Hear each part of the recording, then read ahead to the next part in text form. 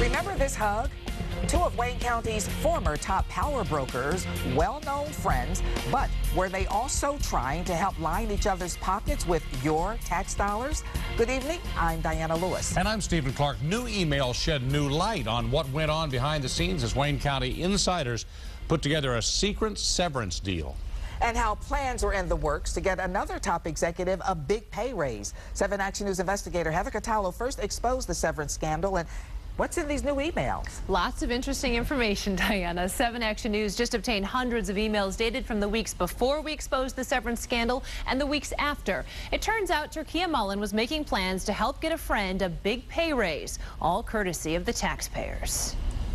He was Robert Ficano's right-hand man. Some say he was the one who actually ran Wayne County. Now these emails obtained by 7 Action News show that Mullin was pushing for Deputy County Executive Azzam Elder to get a hefty pay raise just a month after Elder helped implement Mullin's own severance deal. Take a look at this email sent by Mullin just 2 days before 7 Action News exposed Mullin's $200,000 severance payout. At that point in time, Wayne County's former economic development chief was running Metro Airport, but she was still helping to guide county business. In the email from September 25th, 2011, she tells 2 Ficano appointees they need to help prepare for criticism when word gets out of their plan to double Elder's more than $150,000 salary. Mullin directs the appointees to write a memo that will, quote, preempt the criticism that at a time of budget crisis, we are doubling someone's salary. This is how the BS critics will view it, she writes. The critics Mullin was no doubt worrying about were right here at 7 Action News.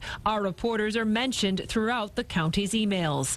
Mullin says the most logical argument is that Elder has absorbed more roles and responsibilities, and that the county will actually be saving money by paying him more. It's not clear from the email if Elder's title would change or what new duties he would take on. Within 48 hours of that email, 7 Action News exposed the $200,000 in severance that Mullin walked away with when she voluntarily resigned, and that sent county officials scrambling to justify Mullin's golden parachute. It was part of my contract, part of my agreement, and that's something I earned. Now we know Mullin had a hand in helping to write that infamous undated letter. The only document that laid out Mullin's severance was finalized just 1 day before she resigned from the county, not when she took the job in 2009. These are very basic questions about dates and when things were written. I don't understand why you can't answer them. They remedied. There's a review going on. I've told you that. In an email on September 1st, 2011, Elder sends Mullin a draft of her severance letter.